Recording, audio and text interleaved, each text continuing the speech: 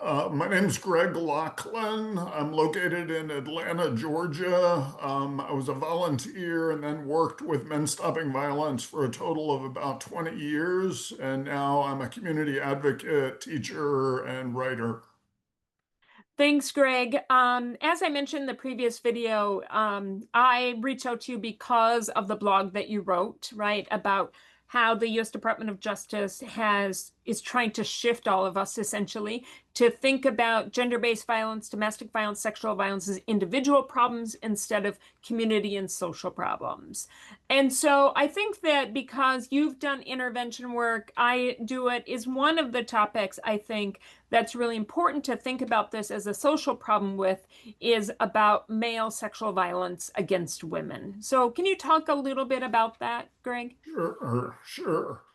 Um, so how you define the problem of male sexual violence against women really dictates what your solution is going to look like. So if you believe it's an individual psychological problem, well, then you might go see a psychiatrist for intermittent explosive disorder. If you believe sexual violence is a couple's problem, well, you may go to a couples counselor or anger management, that kind of thing. At Men Stopping Violence, we saw male sexual violence as not a problem rooted in individual men, but a problem that was rooted in the community and in the socialization and training that men receive. And so that was really how we looked at it. And we even crafted a definition of male sexual violence to use with men in our classes. And so I'll share that with you now. Melissa, does that work? Yeah, yes, Okay. please. Okay. So this was not a legal definition. It was not meant to be a legal definition.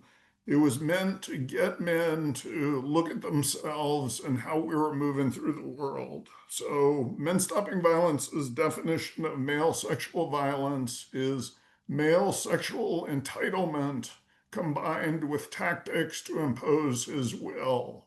And so I'm going to read it again. Male sexual entitlement combined with tactics to impose his will.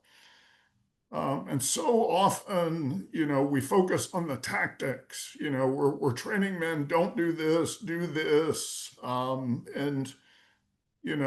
It's like playing whack-a-mole. You put one tactic down and another comes up. And those tactics are horrific, and men need to be aware of what they're doing. But the first part of the definition was also critical around male sexual entitlement, which brought in the question, where are we learning that these tactics are okay? Where are we learning that men have a right to sex, that men have a right to control women, that men have a right to use these tactics to impose their will, and essentially that she didn't matter kind of in the equation. And so we asked them to look at both of those, both what tactics were they using, but also where did they learn that and where did they learn that from the community, and to develop a critical consciousness around that. Yeah, and so Greg, can you say a little bit about, in your work in Men Stopping Violence in particular, about how important it was to you all about having men as facilitators talking to men in group about this? Can you say a little bit about that? Yeah, I mean, I think, there were a couple of reasons. We believe that men use sexual violence and violence in general because they learn it, and they learn it primarily from other men. And so we wanted multiple men in the room to help kind of shift that narrative and to have men learn nonviolence or equality from other men as well. And the other piece was, we had supervision from women who were watching, were aware of what was going on in the groups. But in our philosophy, it was work that men should be doing to get other men to not disrespect women. it seemed like a lot. And again, I'm not opposed to facilitators of all genders, Yeah.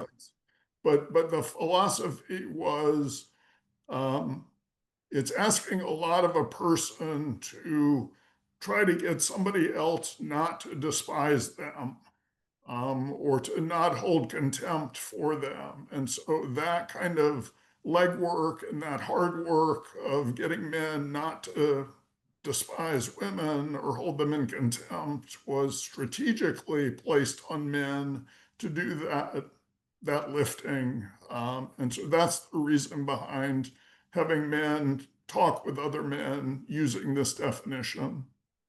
Yeah, thanks so much, Greg, for saying that because before we started recording, you and I were sort of talking about, as a person who came from Duluth, you from Men Stopping Violence, that this is one of the things that I would say, and I wouldn't even call it a disagreement, but we had different thinking about why you would have women as facilitators and why you would only have men as facilitators with men. And I think the importance of what you're talking about is when I hear you say that, right, like I'm totally bought into it in so many ways because I think also, Greg, like as a female facilitator, this can be one of those times and moments too where you feel like the weight of all other women, right, who've Yes. experienced sexual violence. And just to be frank about it, it can be really hard to not bring that into the space too. And Yeah. my worry about that is that will just add to resistance instead of men being more open Yeah. Yeah. about it. So, yeah. Yeah. We also experienced it around race. So, as a white man, I was learning by working with men of color, and often I would go to you, Lester or Suleiman, or black men on staff and say, "Hey, can you explain this to me?" And they'd be like, "Go talk to Dick, go talk to Red, work with some other white men who've done a lot of self work on this and have them work with you and then come back and maybe we can have a discussion if you've done the work." But it was the same principle. It was to have the black men on the staff educate me about my own racism was just a burden that wasn't fair to them and one that they didn't want to engage. And so I learned incredibly from other white men who challenged me and had done work. And that's kind of how we grew as well.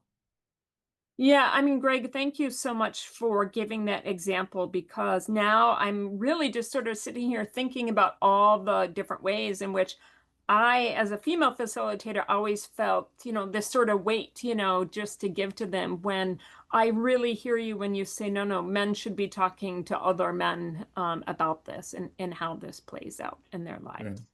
Yeah, great. Awesome. Yeah. Well, thank you so much, Greg. I've really appreciated this. This topic is a really important one, and I think we'll continue our conversation Yes. about other topics. So thank you. Thank you. Thanks, Melissa. Yeah.